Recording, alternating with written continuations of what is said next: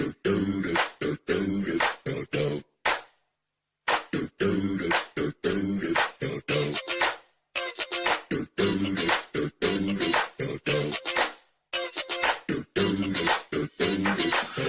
here, that ice cold Michelle fight for that white gold. This one, them hood girls, them good girls, straight masterpieces. Styling, wildin', living it up in the city. Got Chuck's on with Saint Laurent. Gotta kiss myself, it's so pretty. ¿Qué tal, amigos? ¿Cómo están? Espero que se encuentren muy bien. Estamos otra vez en otro capítulo de Ambientalismo Libre, gracias a México Libertario.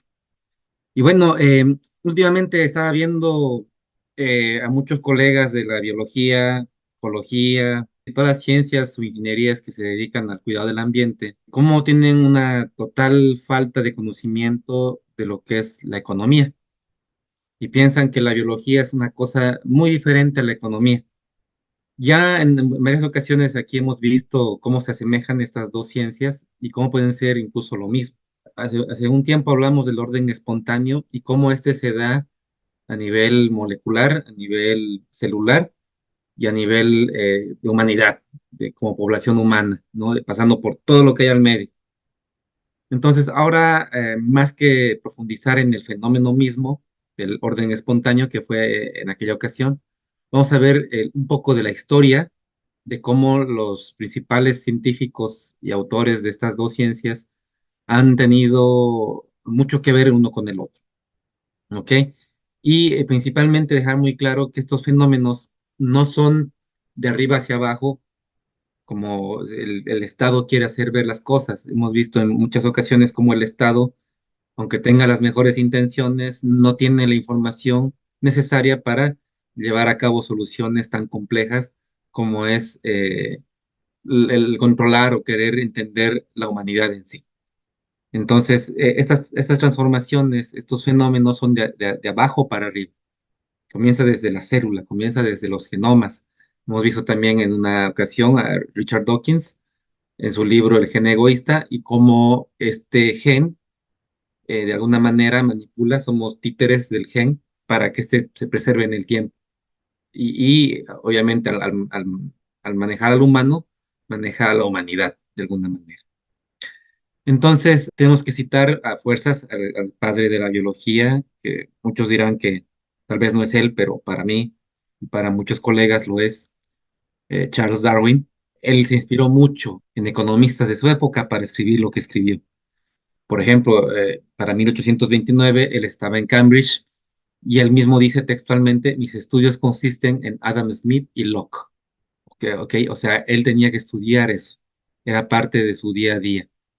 Y a menudo se reunía con un abogado y político, abogado del mercado libre, Sir James Mackintosh. Entonces ya tenía mucha influencia de muchas partes por el mercado libre y por los fenómenos económicos. Esto ya empezaba a dejar ciertas semillas en sus razonamientos. Luego, cuando estaba a bordo del Beagle, para los que no sepan, Charles Darwin viajó alrededor del mundo, alrededor de Sudamérica, en un barco para estudiar la vida y más que todo recopilar información para la teoría que él estaba pensando se podía hacer de acuerdo a la selección natural. Y en el Beagle leyó a un naturalista llamado Henry Milne Edwards, quien tomó en su libro una noción de Adam Smith de la división del trabajo y la aplicó a los órganos del cuerpo.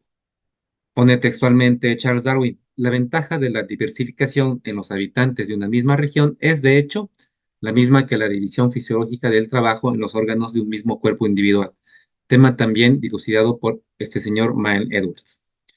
Aquí viene esto, hace tiempo hablamos del orden espontáneo y veíamos cómo las células empezaron a trabajar en conjunto. Hace millones de años las bacterias o células vivían aisladas, cada quien se cuidaba por sí misma hasta que por ensayo y error, y en este caso la teoría experimental, las matemáticas, con el famoso dilema del prisionero, nos muestra que es más fácil, por egoísmo, cooperar que hacer las cosas solo. Pues es una contradicción, ¿no? Es algo muy interesante. Cooperar, a final de cuentas, es egoísmo, porque nos va a dar más resultado que trabajar solos. Y por eso se organizaron en células, en en colonias de células y poco a poco se fueron especializando. Lo mismo pasa en el humano, ¿no? El humano se especializa tanto con la división del trabajo que dentro de poco ya no es posible que un solo humano pueda cuidarse, ¿no? Entonces, por aquí va la cosa. Y de vuelta, ya cuando regresó a Inglaterra para 1830, a través de su hermano Erasmus Darwin, Charles conoce a la feminista radical y novelista Harriet Martineau. Ella era una feminista que en su momento abogaba por el mercado libre y ella le inspiró mucho y le dijo que leyera a Malthus. Ella era muy amiga de Malthus. Malthus es una persona en la cual vemos que es un científico economista mal encaminado y cuya tesis ya hemos refutado aquí sobre el mito de la sobrepoblación, pero en su ensayo de la sobrepoblación de Malthus, Darwin encuentra una inspiración. Se da cuenta que la muerte no es aleatoria. Hay una especie de selección de la muerte. Están muriendo los menos aptos, ¿no? Recordemos que la evolución no se da como un individuo, o sea, no es un lagarto que poco a poco se vuelve un ave y luego se vuelve otra cosa, ¿no? O un lagarto, luego un ratón y luego un mono y luego un humano, no. La evolución se da en población. Hay mutaciones cada vez que hay una nueva generación, hay una diversidad de mutaciones. Esa diversidad da algunas mutaciones más ventajas que otras, haciendo que estas puedan reproducirse y seguir continuando en el tiempo. Las demás que no pueden reproducirse porque no tienen la suficiente capacidad eh, de adaptarse al medio ambiente cambiante, pues se extinguen. Algunos no mueren por tal cosa, pero no pueden reproducirse. Y eso es genéticamente igual a morir, ¿no? Al no poder reproducirte, ya no puedes dejar tu herencia genética en la vida de la Tierra. Y tan alargada era la sombra del determinismo que tenía Karl Marx en aquella época sobre que el Estado debe resolver esto, que para 1830 una feminista como Martineau se veía como alguien de derecha, ¿no? Entonces, es muy interesante que durante tanto tiempo ser de izquierda era estar en contra del Estado. Ya en algunos programas de aquí de México Libertario también hemos visto cómo al principio la derecha y la izquierda eran conservadores y eran libertarios o liberales en su momento. Y bueno, actualmente es interesante ver cómo Adam Smith está reivindicado por la derecha y Darwin por la izquierda. Muchas veces los conservadores, pese a que realzan mucho a Adam Smith, rechazan en muchos casos la evolución de Darwin, la teoría de la evolución. Ellos todavía se basan en una ideología creacionista, ¿no? Que las especies han sido creadas por un ser superior y estas no cambian. Sin embargo, Darwin, que es adoptado por la izquierda, ellos en la izquierda no quieren a Adam Smith. Abogan por la evolución de Darwin y cómo este funciona, pero no por la evolución del humano a través del mercado. Sin embargo, para derecha e izquierda, es necesario saber que Adam Smith y Darwin están estudiando el mismo fenómeno a diferentes escalas. Y en ninguno de los dos hay un arquitecto, un director que está diciendo cómo va a evolucionar la vida en la Tierra. Y esto incluye al humano y por ende la economía. No existe nadie que dirija estos fenómenos. Se van dando de forma espontánea de abajo hacia arriba. En las dos, ya sea para izquierda o para derecha, Darwin y Adam Smith son personas que están dando en sus artículos y en sus razonamientos argumentos suficientes para entender que la vida no necesita de un arquitecto. Y bueno, al final de cuentas, el humano, la forma en que está acelerando la evolución de la vida en la Tierra ya no es tanto reproduciéndose, sino a través de la innovación. Y esto es muy importante porque en México Libertario hemos hecho mucho énfasis de la innovación. Tenemos una gran responsabilidad respecto a entender exactamente cómo es la innovación, ya que esta es la principal eh, fuente de calidad de vida de los humanos. Y es exactamente lo mismo que la vida por ensayo y error. ¿Qué pasa con la innovación? La innovación, tú creas algo y si no funciona, no perdura en el tiempo. Igual que morir, en la evolución, ¿no? Y si funciona, hereda esas ideas y luego muta, ¿no? Entonces sí, es importante que las ideas muten. Ya lo vimos con Dawkins en el libro Los memes, él es el fundador de la palabra meme, pueden mutar, pueden evolucionar, igual que la vida. Entonces esas son las ideas pueden evolucionar, y esto es importante que se sepa, que se diga mucho. Tiene que haber un intercambio de ideas. Estas ideas, de alguna manera, tienen sexo con otras ideas. Entonces, mis ideas que ahorita estoy exponiendo no son mías del todo. Yo he puesto un poco de mis ideas, pero están mezcladas con otras ideas que he estado leyendo antes. Y todas las ideas que van saliendo van mutando, van llegando a cabezas de diferentes personas y estas cabezas de diferentes personas le van dando una nueva interpretación, le agregan algo, le quitan algo, le suman algo y así se va creando un nuevo pensamiento colectivo. Es lo más interesante, es un pensamiento colectivo. Eh, Tiene que haber una combinación de estas ideas. Por ejemplo, el carro es una especie de mezcla de la bicicleta, del tren, de la carroza. O sea, tiene muchas mutaciones de ideas pasadas, las cuales han dado como origen el vehículo. Y el vehículo actual no se parece en nada al anterior, ¿no? Pero tiene el mismo ADN. Es lo que queremos ver. O sea, ustedes pongan en una línea evolutiva el carro, tiene mucha similitud con una línea evolutiva de cualquier especie de vida en la Tierra. Y bueno, el comercio, que es lo que hace que estas ideas se pongan a prueba, data más o menos de 120.000 años, aunque probablemente más. Entonces, solamente si hay este intercambio de comercio, las ideas van a cambiar.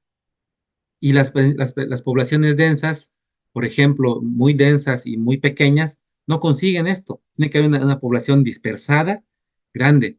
Los grandes países que se han cerrado al comercio han perecido, han dejado de existir o han tenido que volverse a abrir para poder evolucionar. Entonces es importante que el humano abra su comercio, abra a nivel mundial el comercio y de esta manera se mantenga ese continuo de evolutivo de las ideas, que es la nueva herramienta de la evolución. Y esto también va en contra de Malthus y la sobrepoblación. Por ejemplo, hay tribus que han sido aisladas, por ejemplo, en Tasmania, han quedado aisladas por cambios climáticos. Y estas tribus no solamente han dejado de avanzar en tecnología, han disminuido su tecnología. ¿Por qué? Porque hay menos cerebros que estén mutando esas ideas, que no tienen sexo. Esas ideas no tienen sexo y dejan de tener esa variabilidad para poder adaptarse al ambiente. Y van perdiendo sus características. Incluso a nivel biológico podemos ver que Tasmania, Australia, Nueva Zelanda, tienen ecosistemas muy frágiles, que hasta un gato puede destruirlos. Entonces, pasa exactamente lo mismo con el humano. Es muy interesante ver, por ejemplo, los indígenas de la Patagonia tenían toda América para mejorar su, sus ideas y su cultura. Entonces, la historia nos ha demostrado que las civilizaciones que han sido más abiertas y propensas al comercio han tenido una mejor calidad de vida, han sido mucho más prósperas. Y especialmente las poblaciones que han estado libres de un Estado que esté diciéndoles qué hacer, han prosperado más. Hasta la actualidad, el índice de libertad económica nos demuestra que una sociedad libre tiene más calidad de vida, tiene mejores ideas. Estas ideas van mutando rápidamente, rápidamente, y van teniendo más y más aplicaciones por ensayo y error. No se diga ahora con el Internet, esas ideas están llegando a velocidades muy rápidas, nunca antes vistas en la historia de la humanidad, de la vida en la Tierra, y eso nos va a dar más capacidad de adaptarnos al ambiente, más capacidad de seguir evolucionando. Probablemente esto les dé mucha alegría a aquellos pesimistas que creen que están ganando, que la izquierda y el estatismo está ganando, no creo. A través del mercado, las personas y el Internet están creando nuevas ideas y estas ideas están empezando a ganar mucho terreno. No dejemos de ver lo que está pasando en Argentina y cómo estas ideas están llegando a mucho lado. En cada vez más partes del mundo se empieza a hablar de libre mercado. Diría una gran libertaria, Deirdre McCloskey, toda historia de la humanidad ha ido encaminada a hacernos menos autosuficientes, más dependientes de los demás, para que nos proporcionen lo que consumimos y para que consuman lo que nosotros proporcionamos. Aquí viene esto, que muchas veces somos tildados de egoístas, de muy individualistas, pero no se dan cuenta que la base de la comunidad es justamente el individuo y que sin querer van creando un orden espontáneo a través de un cerebro colectivo gigante e incapaz de que nosotros mismos lo podamos comprender. Es un cerebro colectivo que nos supera. Como decía Hayek, no podemos entender nuestro propio nivel de organización, ni siquiera el de más arriba.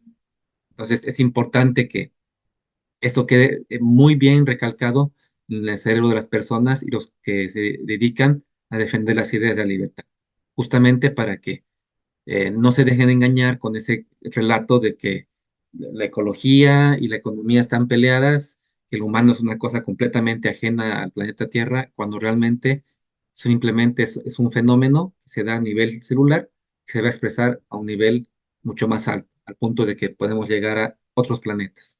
La vida en la Tierra está llegando a otros planetas a través del ser humano, así de simple.